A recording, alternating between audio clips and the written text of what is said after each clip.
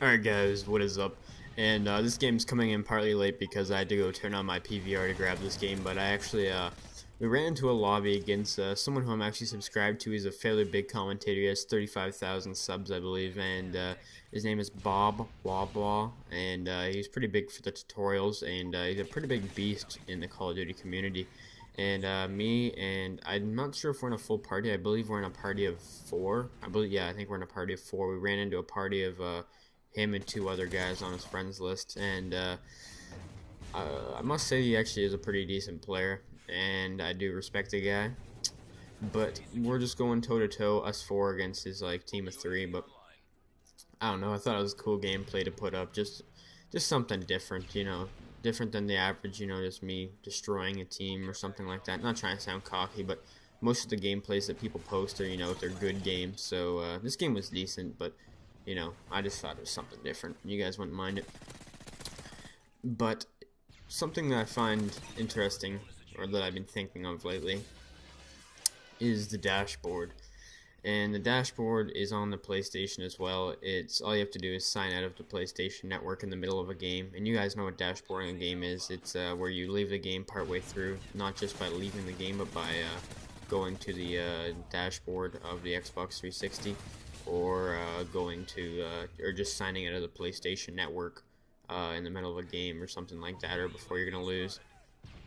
And a lot of people don't really have a problem with it, but I really do, because I base myself on my win-loss, and it's really been bugging me a lot lately. And I hope for Black Ops 2 now. I don't think they'll be able to do this, but they have it done in Halo, which is really cool.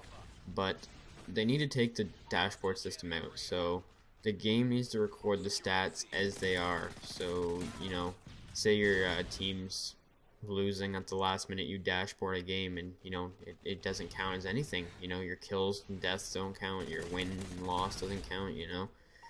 I think that's bullcrap, because when someone else hosts, everyone in the game gets a loss, even if you're about to win.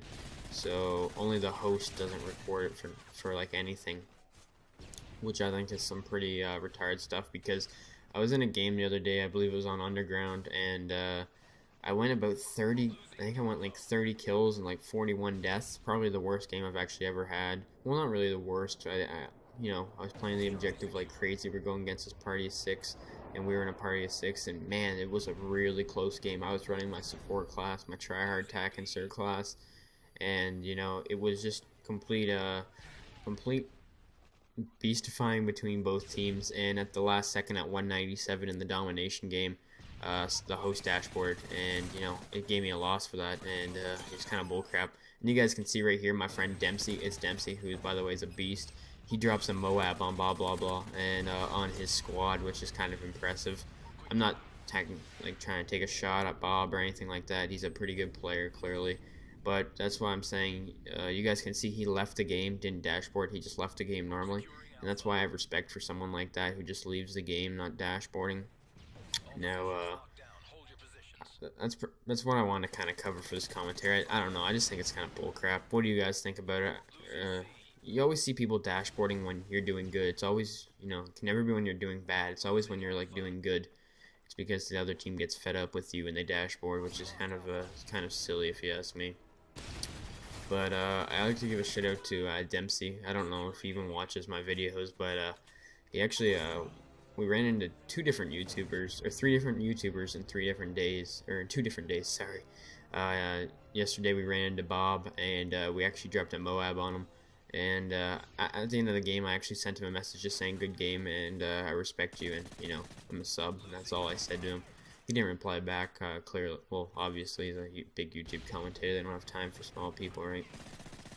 But anyways, I sent him a message at the end of the game saying good game. And the day before that, we actually ran into God of Death 89, another YouTube commentator with, I believe, at least 20,000 subs, and we made him rage quickly. We dropped a MOAB on him too, which is kind of funny that we're actually dropping MOABs on these YouTubers. And I don't know, I have a feeling that they've never been MOAB before. I'm not saying, I'm not bragging or acting cocky, because I actually didn't get the MOAB in this game. I dropped a MOAB on God of Death though.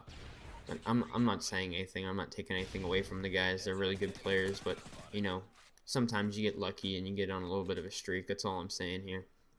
And earlier that day we ran into Optic Merc and another Optic, and they actually were the real Optics, and they were actually trying pretty hard, and we beat them on Arcadin too.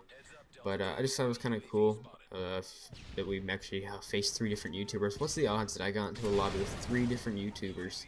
I don't know, I thought it was kind of cool. But anyways, guys, here's just proof it's the real guy. Hopefully you guys enjoyed the video. I will have the next live comm session up for Black Ops coming up soon, next day or two. But anyways, hope you guys enjoy this late night commentary, and have a nice night, guys. Peace.